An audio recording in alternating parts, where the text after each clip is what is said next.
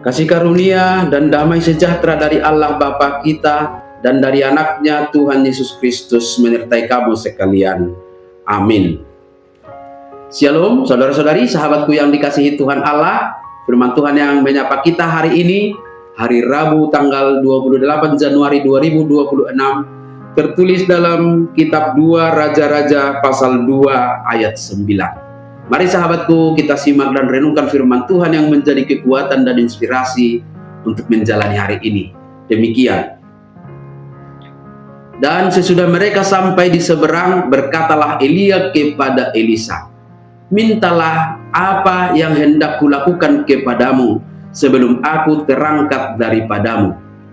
Jawab Elisa, "Biarlah kiranya aku mendapat 2 bagian dari rohmu." Jadi dung tari parnasida ninna si Elia matu si Elisa. Harupangi doma si anahu manang aha lomo ni rohab bahenok kutuho. Tagan soro dope nama ngalap au sial labungmu. Dungi ninna si Elisa ma ikon silopi 2 nian siat todim songgok tuau. Demikian firman Tuhan. Sahabat renungan harian, saudara-saudariku di dalam nama Tuhan Yesus, kenang-kenangan atau cenderamata adalah hal yang selalu hadir pada momen perpisahan dalam persahabatan. Berpisah dengan teman kerja atau dengan sahabat karib atau jemaat dengan pelayannya, di situ akan terjadi yang namanya cenderamata.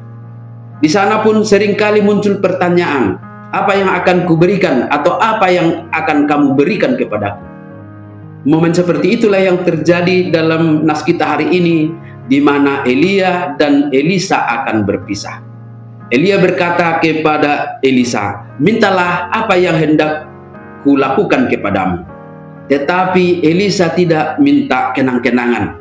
Permintaannya justru mengejutkan, karena dia memohon urapan dan kekuatan roh dari Elia.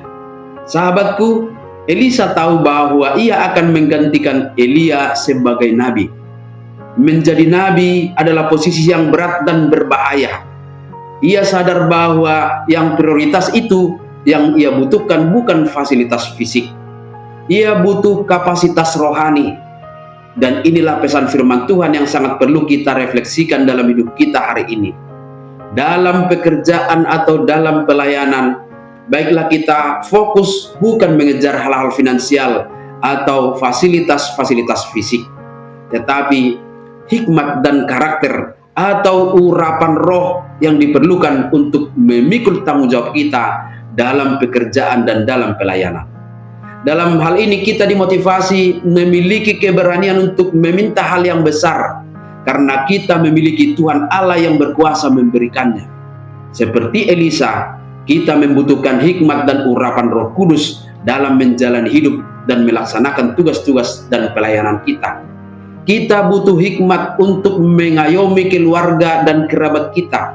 Jika Elisa meminta 2 bagian kepada Elia, itu bukan berarti Elisa ingin menjadi 2 kali lebih hebat dari Elia, tetapi mau menegaskan bahwa dia ingin menjadi penerus Elia yang sesungguhnya butuh urapan penuh untuk menyelesaikan tugas yang sulit itu. Kiranya kita pun memiliki keberanian seperti itu untuk meminta hal-hal rohani yang besar kepada Tuhan untuk tugas pekerjaan dan pelayanan dan tanggung jawab kita dalam keluarga demi kemuliaan namanya. Untuk itu kita perlu evaluasi daftar-daftar permohonan kita kepada Tuhan. Apakah isinya hanya tentang kebutuhan materi, makanan, fasilitas, cicilan, atau apapun? Atau apakah permintaan untuk kapasitas rohani, seperti kesabaran, kasih, hikmat, atau urapan Tuhan?